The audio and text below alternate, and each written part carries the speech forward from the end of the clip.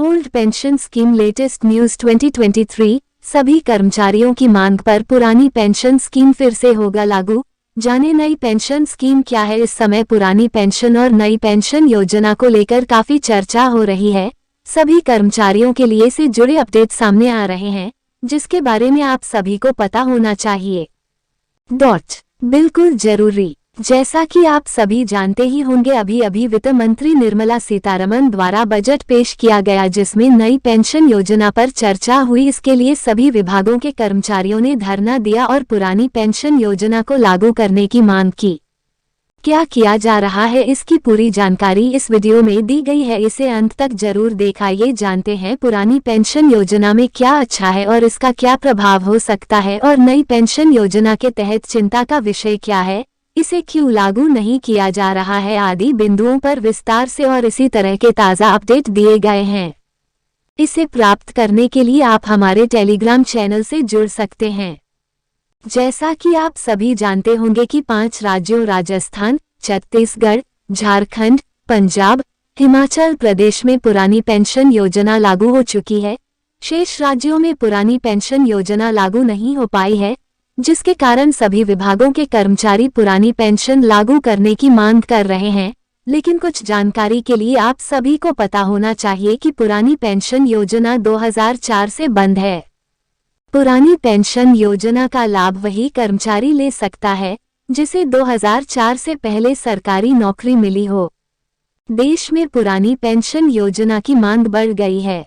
फिलहाल Delhi high court द्वारा दिए गए फैसले पर केंद्र सरकार की ओर से कोई निर्देश जारी नहीं किया गया है।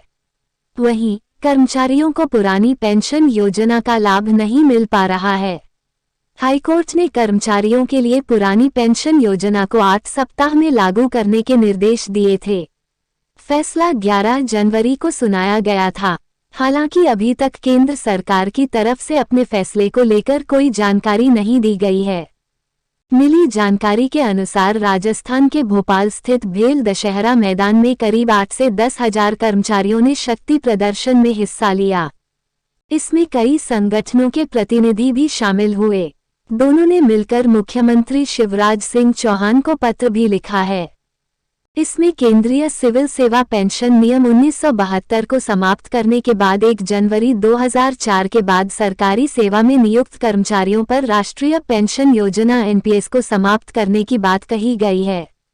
इसके साथ ही कर्मचारी संगठनों ने आरोप लगाया है कि जब विधायिका और न्यायपालिका दोनों में पुरानी पेंशन योजना 1972 जारी है तो हमारे साथ भेदभाव क्यों किया जा रहा है। वैसे भी झारखंड, छत्तीसगढ़, पंजाब और राजस्थान में पुरानी पेंशन व्यवस्था बहाल कर दी गई है।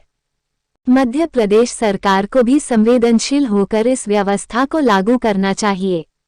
पुरानी पेंशन योजना 2023 के संबंध में राजस्थान सरकार द्वारा आज तक के बजट पर चर्चा करते हुए पुरानी पेंशन योजना की भी चर्चा की गई और बताया गया कि इस बार 1 लाख कर्मचारियों को पुरानी पेंशन योजना का लाभ मिल सकता है।